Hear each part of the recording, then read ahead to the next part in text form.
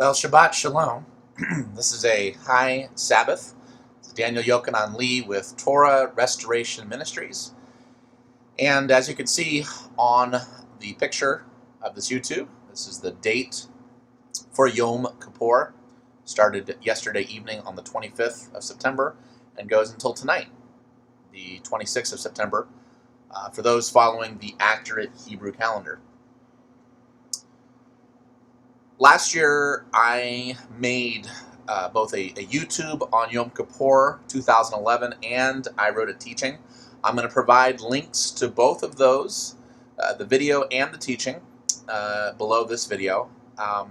The teaching, the article that I wrote for Yom Kippur 2011, details what is true and false repentance.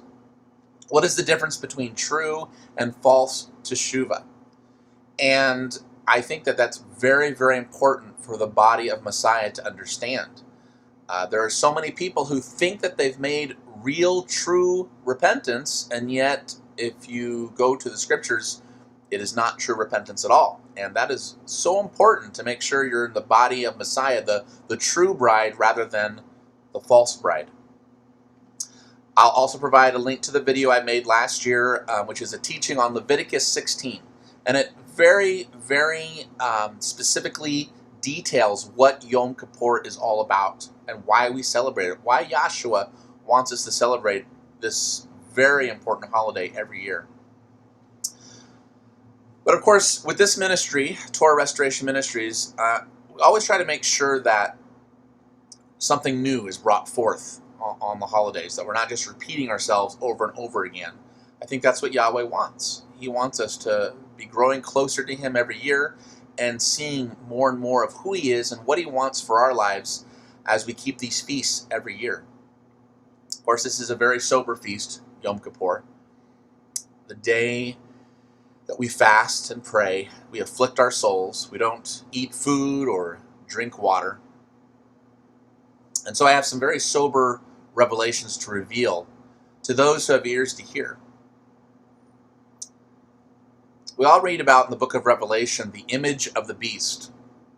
This image of the beast will be able to speak, will be able to communicate. The false prophet and the beast will give power to this image of the beast. And all will worship this image of the beast. Wonder, what could that possibly be?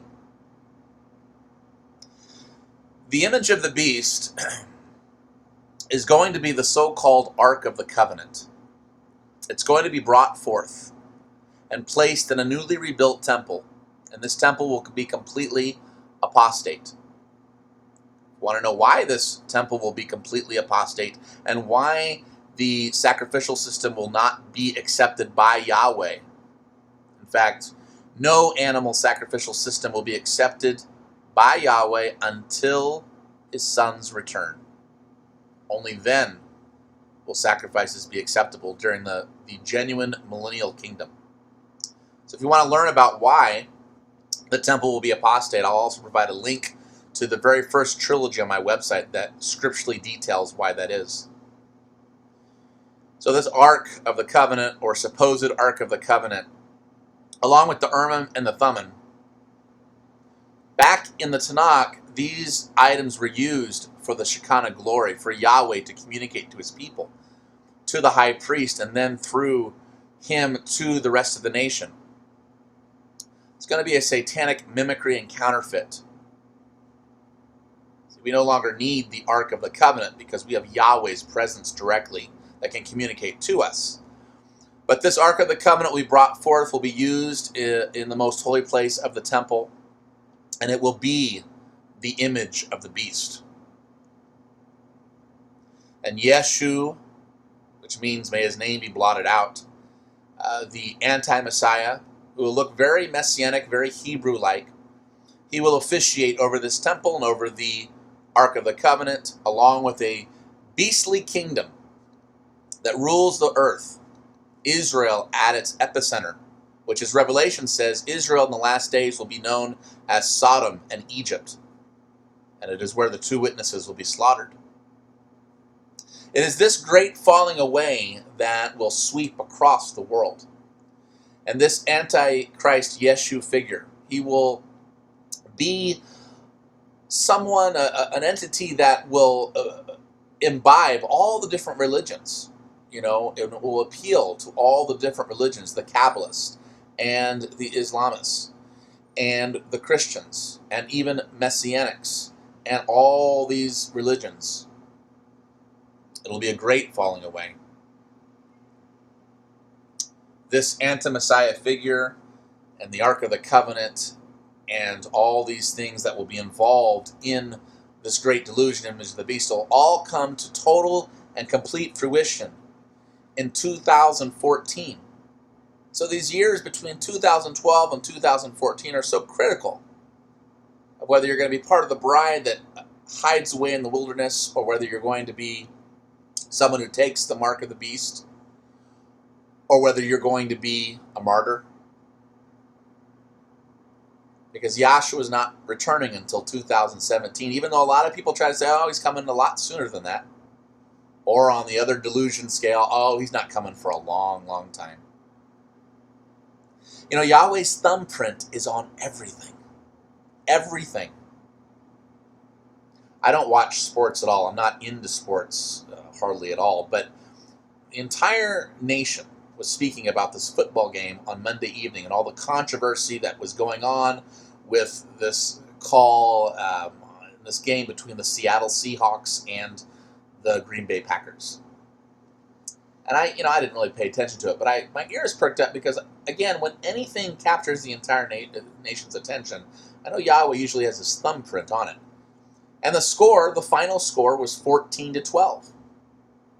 Again, Yahweh's thumbprint, reminding that the year between 2012 and 2014 is utterly critical. He speaks everywhere.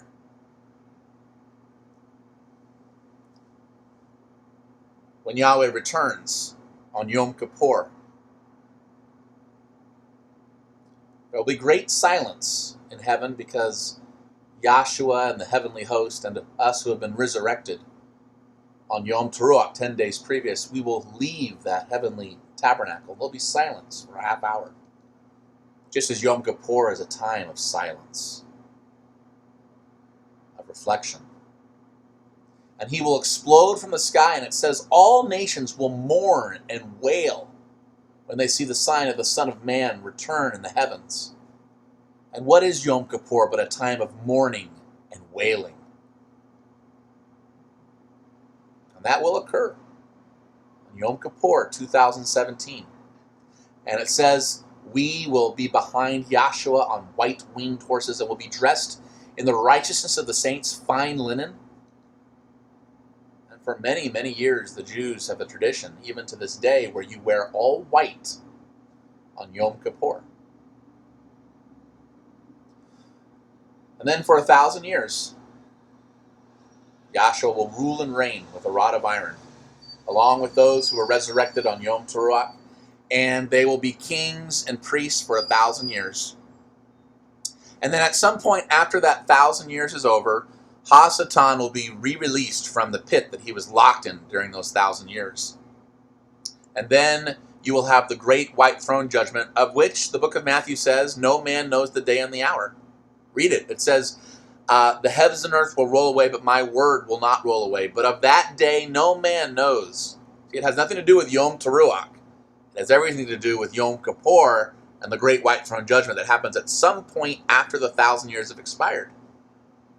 And all those who are wicked will be raised up and judged, and all those who lived and died during the millennial kingdom will be raised up.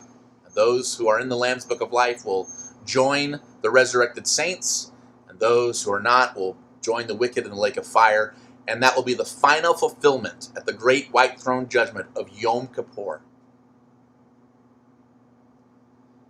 It's a sober time. It's a time to make sure you're clean and white and pure, and you're loving Yah with all your heart, soul, might, and strength. Seek him, love him, and prepare yourself. May your Yom Kippur be blessed. Visit the website at www.spiritandtorah.com. Shabbat Shalom.